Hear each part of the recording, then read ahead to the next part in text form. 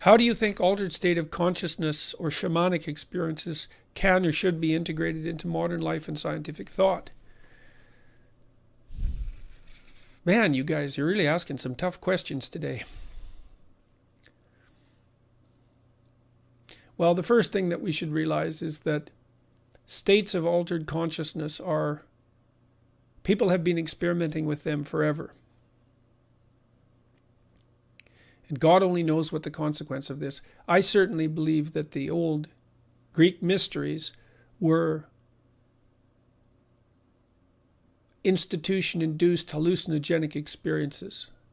I think that most of the religious stories that we have are a consequence of psychedelic experience. Most. A substantial number of them. It certainly seems to be the case with soma, for example, which looks like it was the fly agaric mushroom, the amanita.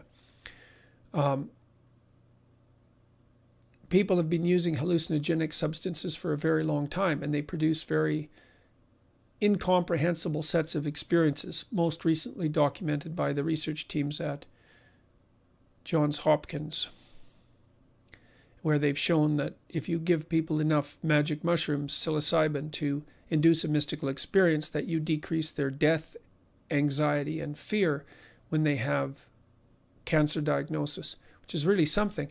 And that a single dose of mushrooms that produces a mystical experience has about an 85% cure rate for smoking, which is absolutely beyond comprehension.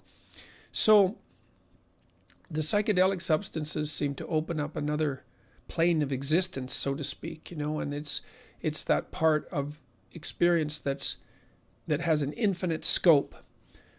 Why they do that, how they do that, what that means, God only knows. God only knows. I don't think we understand psychedelics even a bit. I don't think they fit into our current worldview. So how should they be integrated?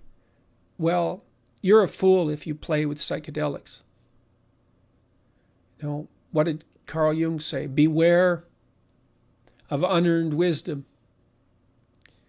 That's pretty damn smart.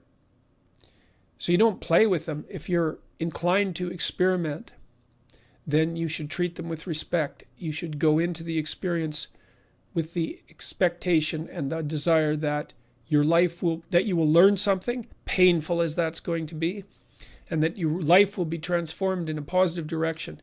And you should pray to whatever gods you worship that they don't rip you apart. And then maybe you'll be sensible enough to learn something, and you'll be able to bring it back from the underworld, and you'll be able to integrate it into your life carefully, and you'll be a better person as a consequence. But be careful what you hope for.